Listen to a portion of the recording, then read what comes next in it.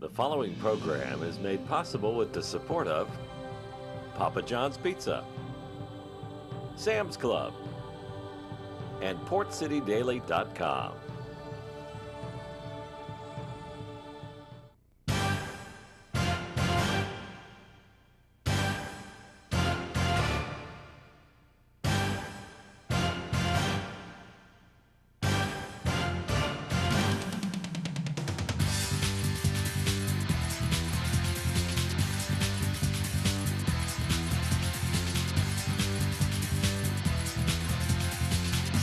High school football schedule adjusted last week because of Hurricane Matthew. One less day of practice this week due to the school closures back on Monday. Sports Roundtable full edition coming your way right here on New Hanover County Schools TV. I'm Joe Katz from PortCityDaily.com. Thanks for joining us this week as we highlight high school football across New Hanover County. A couple of big games this past Thursday before the rain and the wind came, but the rain and the wind did come during Thursday's contest at Legion Stadium. A one-point game. The Wildcats of New Hanover defeated the Laney Buccaneers 21-20. Our first guest tonight is the head coach of the New Hanover Wildcats, Earl Smith. And Coach Smith, big win for you now, puts you to 2-0 in conference and 4-3 overall.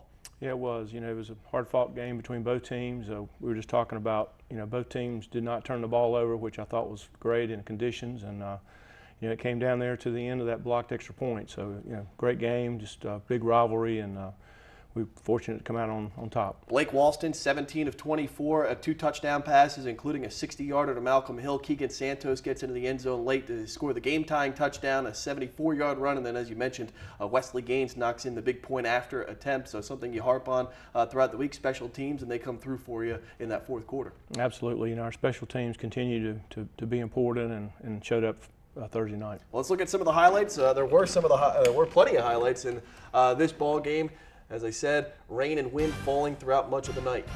Yeah, we start out, here's one of our screens to Lamont Howard. Good block there by Wiz Bone, pick up good yardage here. We had some drops in the game that were uncharacteristic of Lamont, but he still made some good plays during the game. Here's a good job by Grant Daly coming off the edge to make the tackle. Grant Daly, leading tackler right now for the Wildcats at inside linebacker. And we got Francis back, Francis Meehan, and worked him in some series. Here's a pass, he gets off, kind of wasn't pretty, but it got there, and Malcolm Hill made another good catch. He's done that 2 weeks in a row to give us a first down.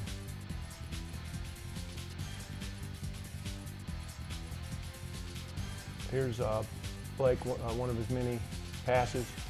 Great job of stepping up in the pocket here. Hits Wiz over the middle for another first down. This sets up our first score.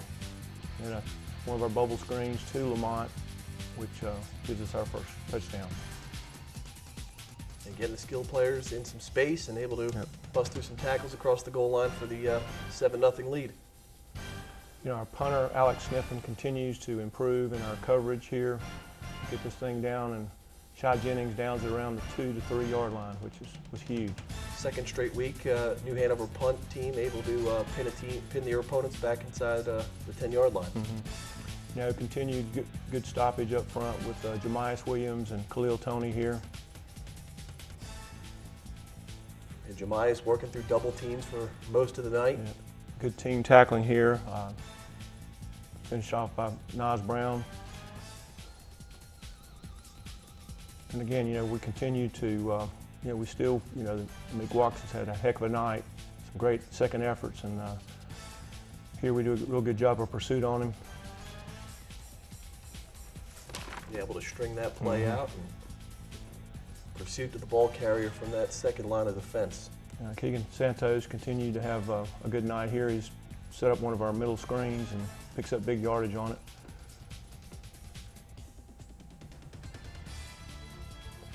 Pretty good blocks downfield. Santos able to rush for nearly 100 yards back on Thursday. Here's outside linebacker Corey Jones. Corey's one of our backups that came in for Jahan Simmons. Jahan hurt his shoulder early, and we didn't put him back in. He's going to be okay. Comes off the edge here and gets good pressure. Break up there by our DBs. And for the most part, able to keep that Sherrod Sidbury quarterback in the pocket. And here's a nice little wheel route. Whoop, let me bring that back. That was a run by Wisdom. Here's the wheel route with Malcolm Hill.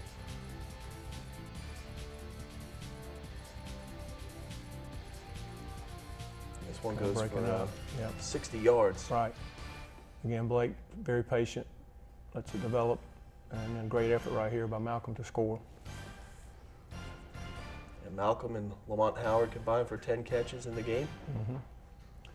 And here's just a great job by Chris Taylor. You know, it's 2 weeks in a row on special teams. He's come through for us. And a big block right there, and that was a difference in the ball game. Yeah, that proves to be a big difference in the game, obviously, and that's something that you kind of talk about each week. You want to score on defense or at least force some turnovers. You want to continue to win the special teams game, and you're able to do that in crunch time here in this contest. Absolutely. And, you know, just got to coming up with West Brunswick Friday night. We've got to do the same thing because we've got to go down there.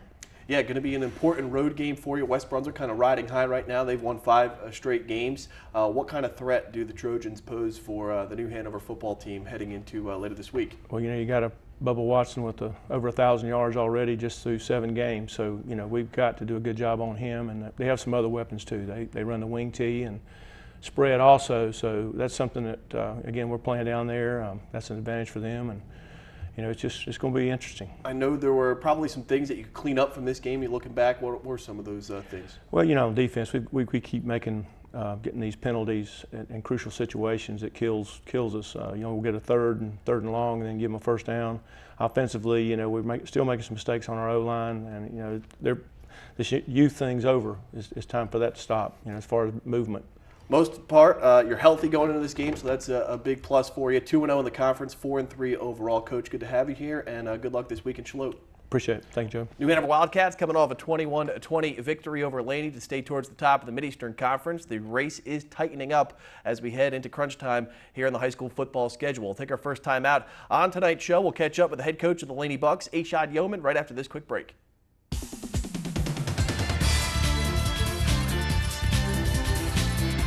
High school football fans, welcome back to Sports Roundtable here on New Hanover County Schools TV. I'm Joe Katz from PortCityDaily.com. Log on for free each and every day for your latest news, sports, and information online at PortCityDaily.com. Each week I highlight the 4 football coaches and some of the highlights, video highlights from each week in high school football. Thanks again to Coach Earl Smith for stopping by in the first segment. Next up here in the second quarter is Coach Ashad Yeoman of Laney High School. And Coach Yeoman, tough setback this past Thursday at Legion Stadium. You fall to 2-1 in conference, 5-3 overall, but a well-played, tough football game for your club. Absolutely, it was. Just like Coach said earlier, you know, one of the things that we were thinking about was the turnover game, and we didn't have any turnovers on either team or either side.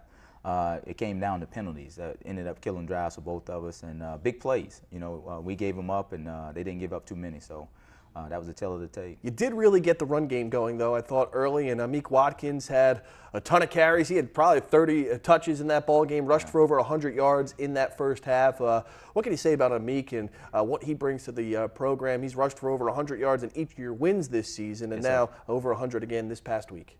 Yeah, you know, in all honesty, this is the first time I've ever seen him run the ball like the way he did. I mean, he runs the ball hard, and he has big plays, but the way he ran on Thursday night, you know, he ran like a man possessed, and I commend him and the effort, and also the offensive line and the wide receivers that did their job for him, but I really enjoyed watching him. Well, let's take a look at some of the highlights from this ball game because there were plenty. Sherrod Sidbury had a big game for you, a couple of a touchdown pass, a touchdown run. Take us through these set of plays. There's that heat-seeking missile right there, Kamen Czak, you know, setting the tone. That was one of the first plays of the game. You know, we want to start fast, and we always talk about trying to set the tone, you know, play hard from play one to play to the end of it all. And there's Tyler Moore coming up with a big stop there during that first drive that they had possession.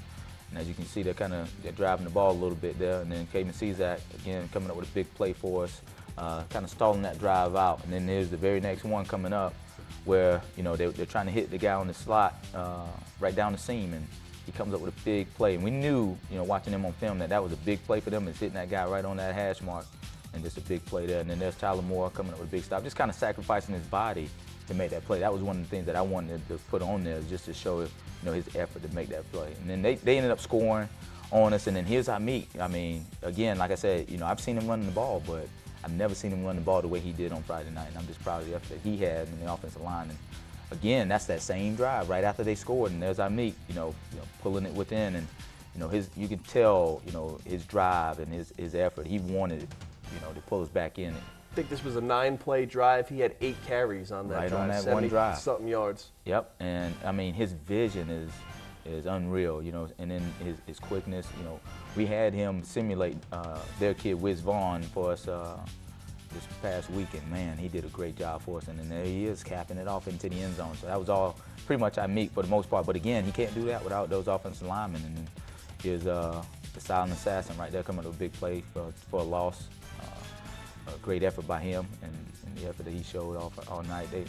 They threw the ball pretty quickly, and it was a result of his film. He does a good job getting off that edge. And we had this particular play a lot. We didn't do the greatest job of reading it, but that was a big first down for us to keep the drive going and setting us up for this touchdown here, coming off of the play action and then finishing that thing off. And just a great block off the edge. Yeah, easy pitch and catch right there. Jason Billingsley, he contributed in a big way for you this game. Probably the most impressive game he's had all season. Yes. Well, I mean, he doesn't get much recognition, but man, that kid's a player, and he's only a 10th grader, and I'm proud of how he plays the game at this level. And he's still got some work to do in the weight room and that type of deal. And that was a 4th down again. I mean, he came up with a big 4th down rush for us to make this play happen here. We've joked around with Sidbury during the game, talking about, man, you double dribble. They threw a flag on that. You got to bring that back and go back out there and get it going again. And it was good to lighten him up a little bit and keep him focused in. And, Sherrod, just a sophomore, taking over the quarterback duties for you this season. And then that was a 4th down to give us back the ball for the last drive of the game, but obviously we didn't come up with any points. This season, I don't think either team has played in such a close game where 1 point decided the final result. I know, in fact, either team has played in a game like that. It was a tough, hard-fought game all the way to the final whistle. And at the end of the day, I know you would have liked to, of course, come away with the win. Yes, but with that said, you got to be proud of the way the guys fought, because they did fight through the rain, through the elements, through the wind, and you made plays to put yourself in a position to win. It just didn't work out at the end. It did. Again, we knew that game was going to be one of the toughest games, and again, we got another one coming up this week, and again, we got to try to figure out a way to let that game go and not let it beat us this week. That was tough on our kids. They really wanted that game a lot, and we came up on the bottom end of it, so we got to refocus and go again. I guess one of the silver linings you can take from that is that, you wanted to pick up the win. It was tough on the team, but at least you're not going against an inferior opponent that you should take care of this Friday. It's going to be another tough game, another high-energy type of style game between another crosstown rival. So the emotions and the energy should be there this week at practice. Oh, absolutely. It's exciting, man. Have these tough games coming up. It's something that you work for. You've been doing this all off season, and the hitting and the running, all of this, and it's for these moments right here, and I'm excited. I've been there, done that, and I know the kids are excited too. So. Well, Coach, we hope that you put your best foot forward here in this week of practice, and a big game in Bucktown coming up 7 o'clock Friday night. Yes, sir. Absolutely. It's Laney coach Ashad Yeoman here on Sports Roundtable. We appreciate him stopping by each and every week. The Bucks fall in a heartbreaker 21-20 at Legion Stadium to New Hanover. Next up will be a couple of player interviews. Patrick Morrison, Keon Bradley from Hoggard High School will join me next here on set. This is Sports Roundtable on New Hanover County Schools TV.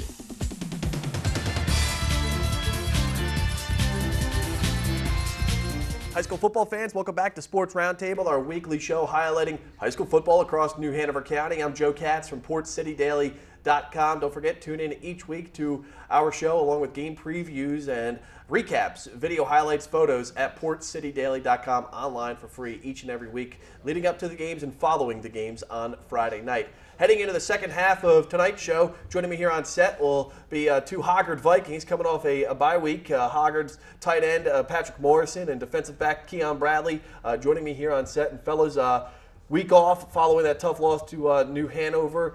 Patrick, what's been the mindset here, the frame of mind for this team moving through the last couple of days of practice? Well, we're taking everything as a one-week season, and that each game is the most important game of our season. So. Well, you got an important game coming up on Friday night. Going to be a packed crowd over at Laney High School, a team that you guys are obviously very familiar with. When you look back to the last couple of games of this year, what are some of the things that stand out from maybe an offensive standpoint, since you're on the offense, that we can do better if we hope to get back in the win column? I mean, we've been able to move the ball pretty well, but we just have to be able to finish drives in the red zone. And defense has done a great job of getting turnovers and giving us great starting field position. You've become more of an important role in this offense as you've gone up through the ranks here over the last couple of seasons. You had another tight end with you last year, pretty good 1-2 punch. At the tight end position, why don't you explain to some of the viewers out there, what it is exactly you do, and when you have to do certain things, and how you tackle your position. Well, tight end, it's a lot of blocking, and you can go out and catch some passes too. So it's best of both worlds. Well, they do send you out on routes. You're not typically in a lot of high school football programs. They just kind of sit there and have you be one of those extra blockers on the line. But how fun is it to be able to get out there and catch some passes, catch some touchdown passes for this team? It's really fun. It's nice to get out there and run a little bit. You're a guy that plays multiple sports at Hoggard, also a basketball player. So how does that transition go from football season to basketball season? Well, I kind of have to get out of the mentality that I can just hit things in basketball. So it takes a little bit to get used to. When you look at Laney's defense, I'm sure you've already did some studying up, or at least some film work on Laney and what they do defensively. A really talented unit on that side. For your offense, is it just kind of business as usual? We're going to stick to our game plan, or are there any big adjustments that are going to come up heading into Friday's game? There's not too many adjustments. I think if we do what we're capable of, we should be all right. You've had you have some pretty talented players behind you in that backfield, and Rashad Wallace, Tony Allen in the running back position, Josh Jones, a quarterback now who has plenty of varsity experience. What do you see from those three that really motivate this offense as a tight end and on that offensive line? Well, yeah, they do a really good job of extending plays. When sometimes if maybe someone misses their block, they're good at making them miss and still getting positive yards on the play.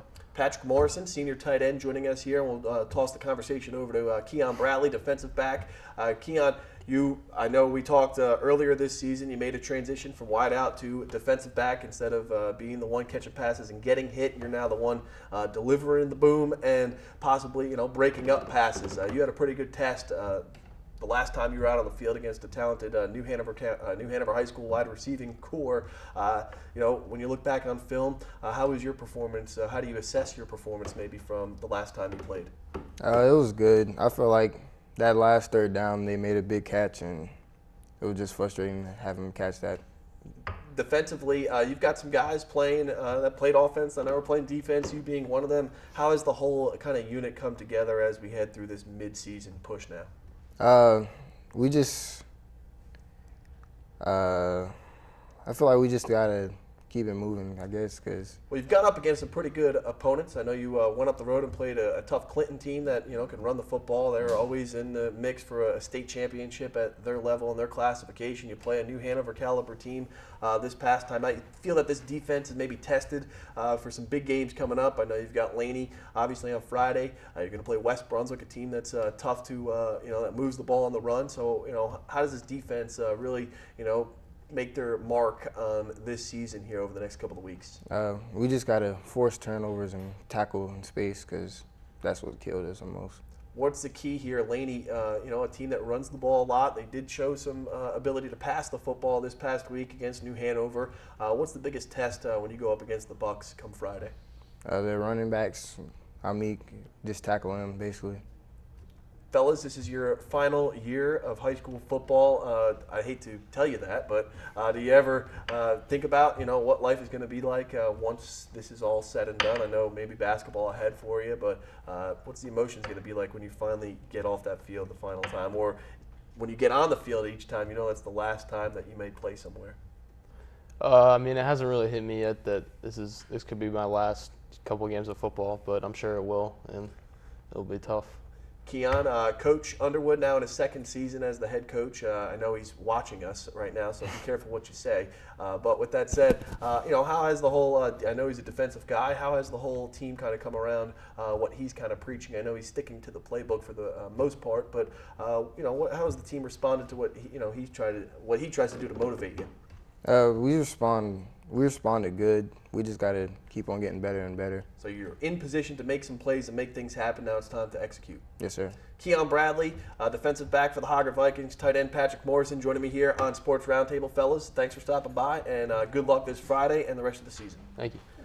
Patrick Morrison, Keon Bradley of the Hoggard Vikings. The Vikes with a big road game coming up off their bye week as they play Laney on Friday night. Take a time out here on Sports Roundtable. I'm Joe Katz from PortCityDaily.com. On deck will be the head coach of the Ashley Scrimmon Eagles, Jeff Turner, right after this break.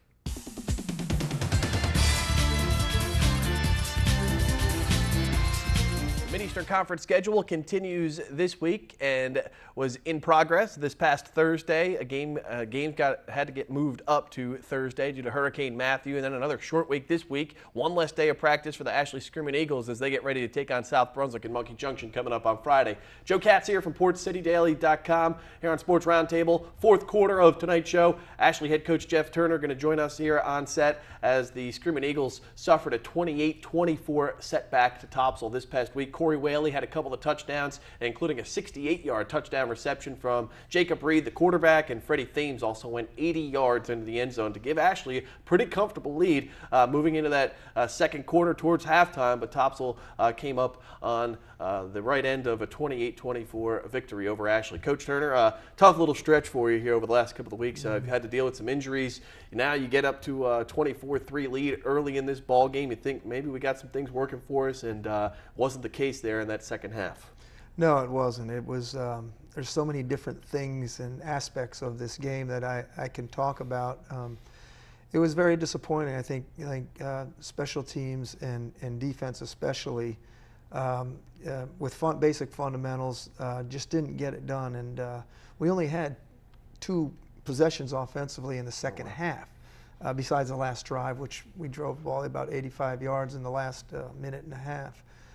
So that was very disappointing. And so, looking back at this and myself, as frustrating as it is, I have to take a step back and realize what the big picture is and what I knew that I came into. And the good thing is that the kids are learning, not quick enough and not where we need to be. And there's no excuses for doing for whatever happened the other night. So I don't have any of that. And second play of the game, or third play, Caleb Park was our backup running back coming in for Bradley. He was out, so we don't know if we're going to have him this week. So he left the game, and we put our backup quarterback in, Logan Black, who actually did a great job just filling in at tailback where we're at. So, but Corey Whaley, Freddie Thames had good offensive games. And thought we had that one. Yeah, big plays kind of eluded the offense over the last couple of weeks since Plyler went down, but that wasn't the case at least early in this ball game. Able to connect on a big pass play from Reed to Whaley, and Freddie Thames was able to break a long one for you. So that must be good to see that we're still capable of making some big plays throughout the course of a game. Yeah, I think the game plan it worked offensively. I would have liked to get the ball more, and I think that we had a drive going for that second possession in the second half, and was called back by a penalty. But I think Corey Whaley especially and Freddie Thames just worked so hard, and Corey's such a hard runner and a great worker, and I really think Corey could go on to the next level.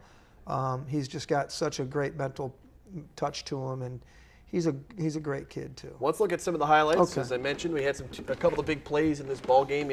I guess run defense was an Achilles heel for you on Thursday. But Coach, why don't you take us through this set?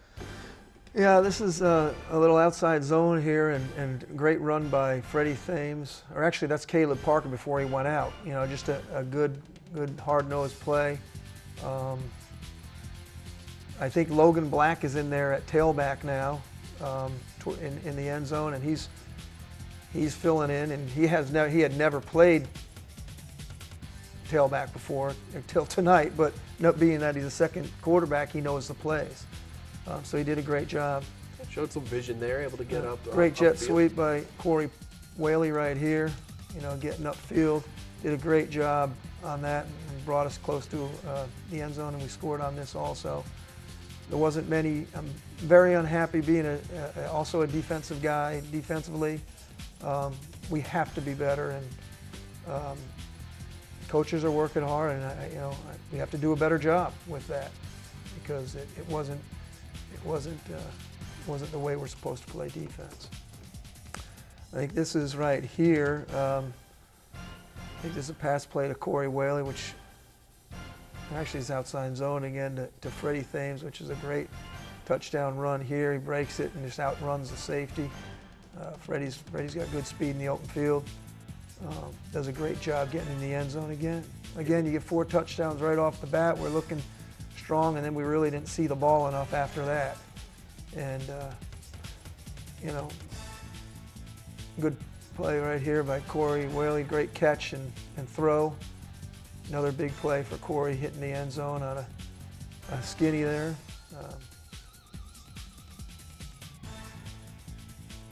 Another good run by Freddie Thames.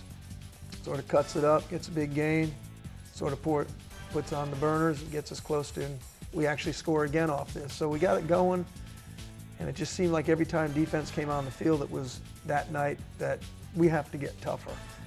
And today we're going to do a great drill out in the football field today to teach these kids to be a little tougher. Another jet sweep by Corey.